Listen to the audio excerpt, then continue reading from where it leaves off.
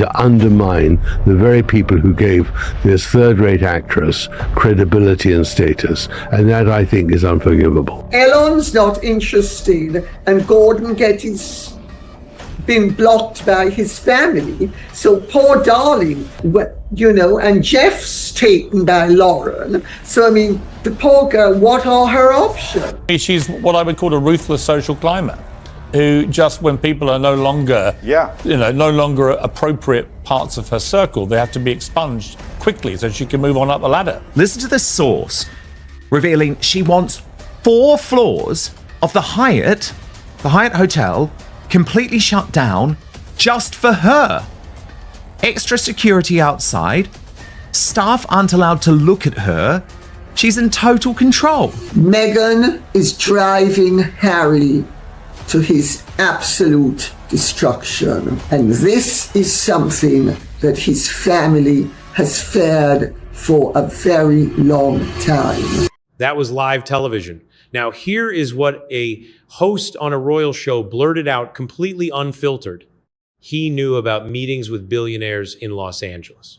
Real meetings, not parties, not premieres, not rubbing shoulders with a glass of champagne. Meetings. That is a business word.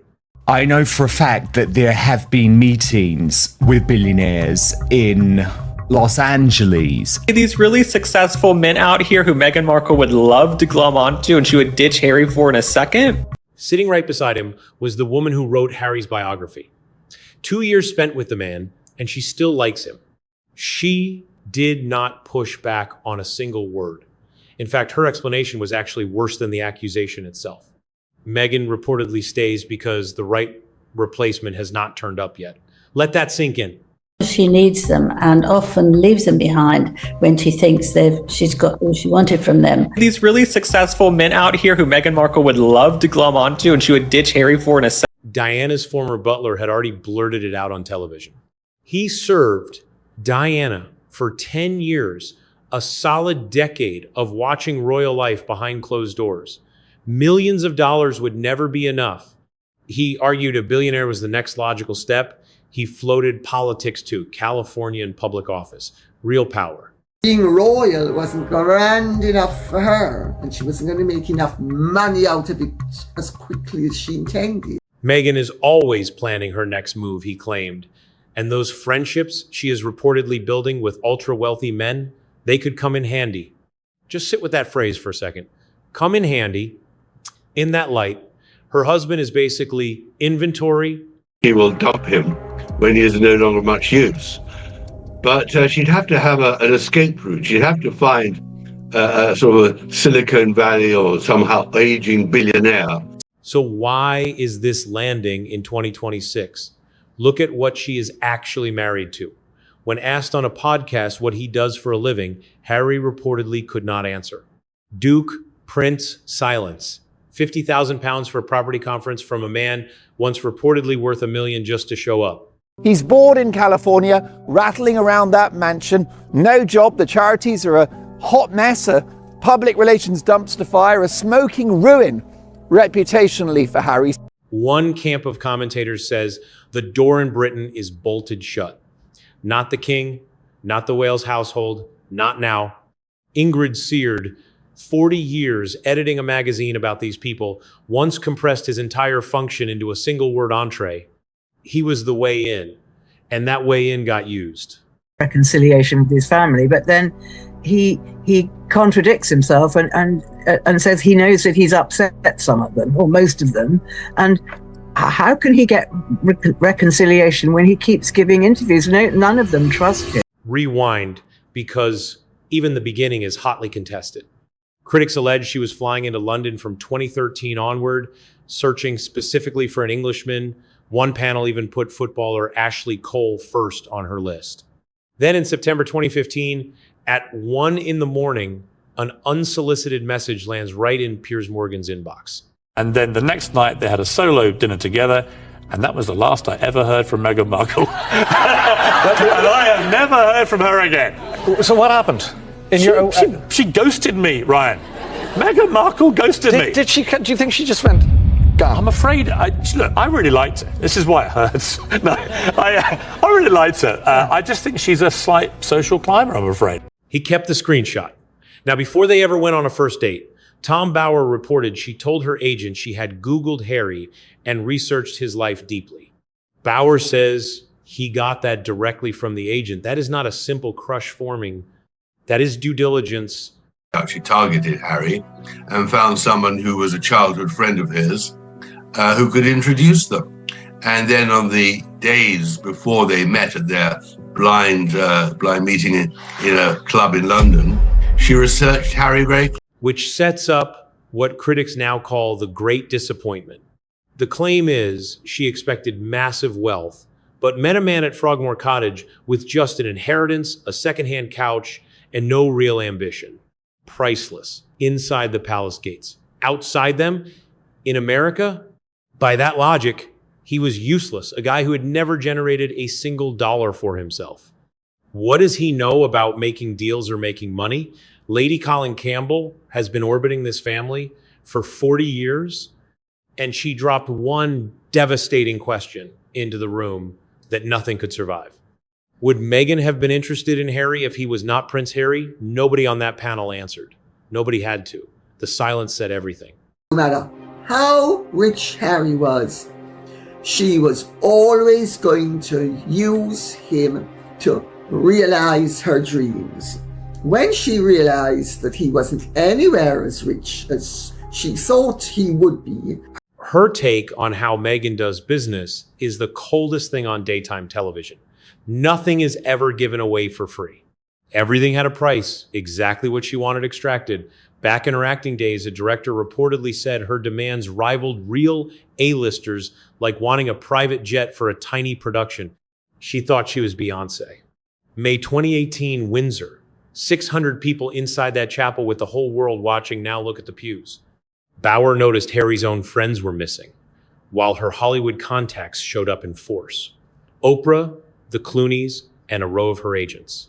But of course, Meghan never intended to be a dutiful Duchess opening hospitals in Shropshire. She always intended to go back to Hollywood and use her title to pursue her career. Tina Brown once ran Vanity Fair. She never had to buy a tabloid. She just read that guest list and spotted something far worse. The guests she listed were not the friends Meghan actually had. They were the ones she wanted. Imagine what that makes the wedding day. It was as if Meghan just could not sort of resist everything that was offered on the celebrity buffet. Andrew Morton has covered this royal family since Diana, and he needed just 5 words to sum it up. A networker to her fingertips, now count the rungs. 2004, a Los Angeles producer with an address book. 2012, Marcus Anderson, gatekeeper at Soho House. Through him, she met Jessica Mulron. What I would call a ruthless social climber, who just when people are no longer, no longer appropriate parts of her circle, they have to be expunged quickly so she can move on up the ladder. Here's the real test. If you dump people the moment they lose their utility, there should be a trail. Reports show Mulron was cut off without a word. Ninawaki, pretty close since age 2, describes someone going cold on command. Then Kundi McIntosh, Nell Thorpe, Count, Nick Eade, Morgan. 3 decades of quiet exits. Met Meghan Markle. Met her? We were best friends. She ghosted me. Did she really? Yeah, she actually does that to a lot of people, by the way. Now, for the honest part, let's not pretend here. Nobody has ever proved a single unified pattern. Pretty sided with an ex-husband during a nasty divorce. Ordinary people do that all the time. On its own, it means nothing. McIntosh floated another reason. The accounts of that meeting still do not reconcile. Told the BBC in 2017 they were set up by a mutual friend on a blind date. They told Netflix they met on Instagram. And what about Harry's modest proposal in their humble... Her mother, Serena Williams, Misha Nu, and Marcus Anderson, who opened Soho House in 2012, are still close 14 years later. Critics think only the useful friends survive, but that is just assuming motive. I do not hold up high hopes for the future of that marriage. I think with her track record, of dropping people when she feels they're no longer useful to her. Her first including husbands. her first husband, her family, her father, her brother, and her sister. She dumps people. She drops them. And here is where the story gets almost funny. 2 decades of climbing, one rung at a time, every single grip clean. Then this year, the climb just stops. Whatever she was scaling is no longer underneath her. No grand statement, no formal announcement. The invitation simply stopped arriving. Watch the room empty out. Harry cannot be happy. He lives up in Montecito, far from the urban hub of Los Angeles. He does not really have a job, and he has no real social circle or support network. Every major Hollywood heavyweight who tried to help the Sussexes has been completely put off by them. So they find themselves in a lonely place of their own making. Let's start with the biggest Hollywood wedding of the year, packed with massive studio power and heavy political players. Reports claim the Sussexes are not invited. Then came the Met Gala. She was not downgraded or hidden away in some quiet, unphotographed corner. She simply was not there at all. I think that Meghan is not above begging for a presence here, calling and asking, can I please come the way that she did for Paris Fashion Week? I do believe that Anna Wintour has chosen the winning side of this, and that's the working royals. She knows William and Catherine are the future, but they also know that Meghan Markle generates headlines wherever she goes, and I think that she would be so desperate that she would... The Duchess title, critics argue, has depreciated to the point of embarrassment. The grand invitations simply stopped coming with it. Ingrid Seard explained exactly how this works on television. Meghan needs the prestige of being seen there to boost her commercial rate. The reality is they are going so that they look royal because they are more commercially appealing to Netflix and brands all over the world if they have proximity to the British royal family. And the royal family refuses to talk to them. They refuse to engage with them. They don't invite them to the holiday, Christmas at Sandringham. They don't invite them to, they won't be at Easter at Windsor. Boost her rate. That is a royal editor pricing a Duchess like an influencer, booking. And the commercial data seems to back that up. Netflix stepped back. Her lifestyle show was ripped apart on television as the worst of its kind. Yet whatever she wears still sells out by evening, and the royal title is what drives it. Dreams of being TV producers, and all they've really been able to do is try to monetize their lives through factual content. And what's particularly difficult for them about that is that, rather tragically, factual content is having a torrid time of it at the moment. Documentaries are really struggling, and fiction, drama is what's still alive, and they've not been able to land those dramas. And it does feel a little bit like the reason is because they actually didn't have any of their own really fantastic ideas for fiction shows. What they've had. Here is a fascinating twist. The Met Gala is sponsored by the Bezos household, and Lauren Sanchez reportedly chased that friendship years ago, sending invite after invite while Meghan was still a massive, untouchable star. Those invites were reportedly snubbed. The richest man's wife was allegedly called trashy. But that party was hosted by Jeff Bezos and Lauren Sanchez in their home. And Jeff Bezos and Lauren Sanchez now have control of the Met Gala. We all know it. So the woman supposedly hunting for billionaires had apparently insulted the very billionaire household, holding a door open for her.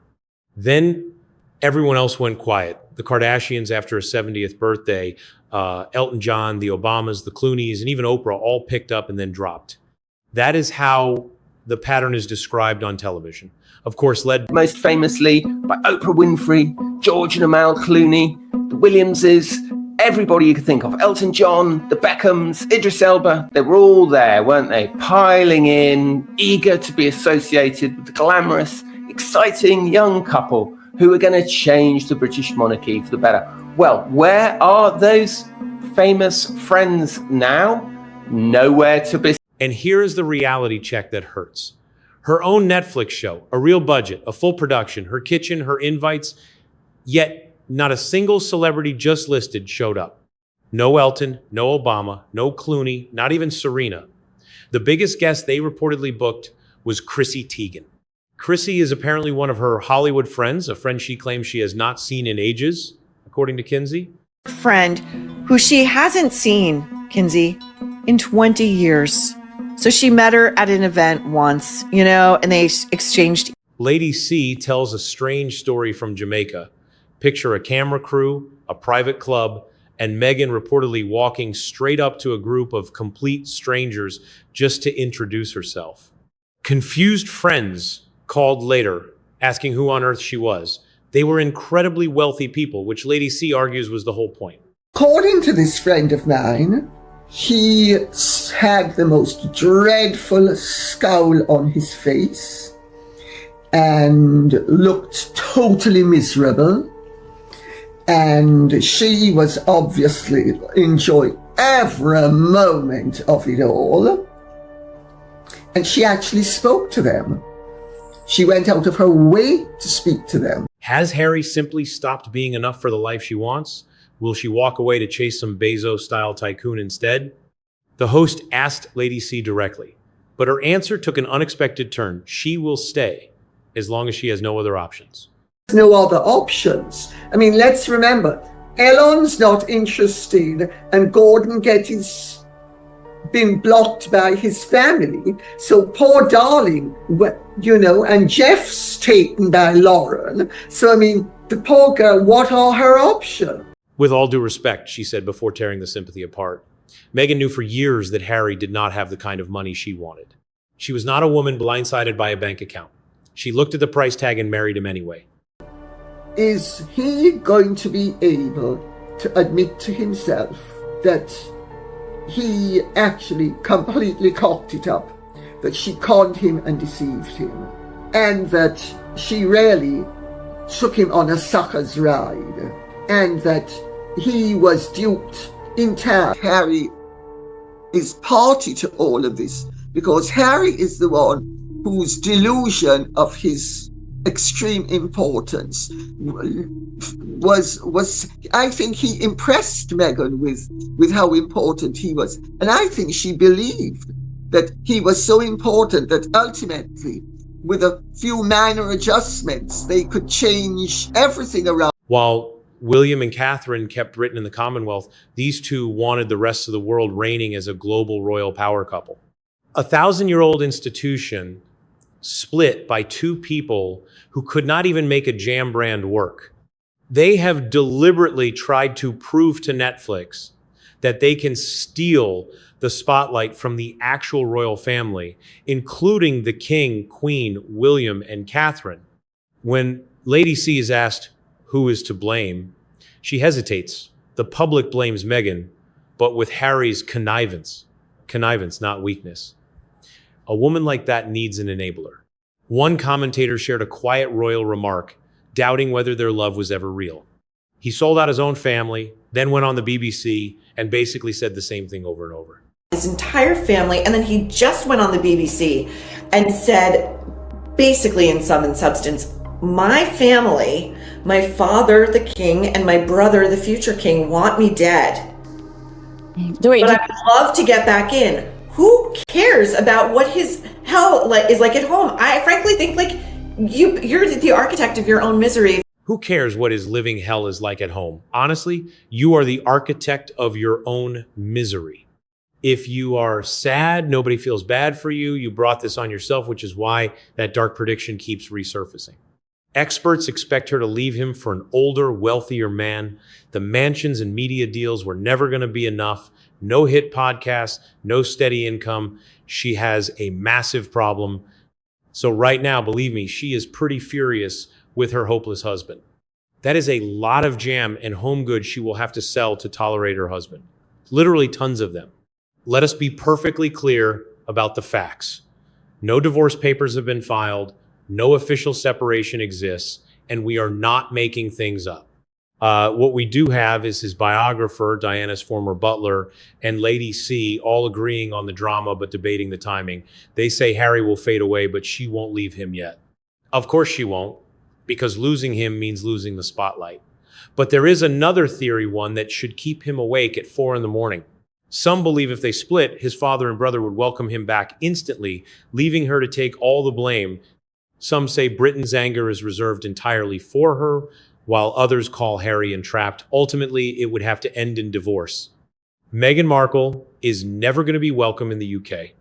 It is just not happening. And life will get incredibly lonely for Harry once Charles passes. Lady C's verdict is brutal. Everyone knows he is treacherous.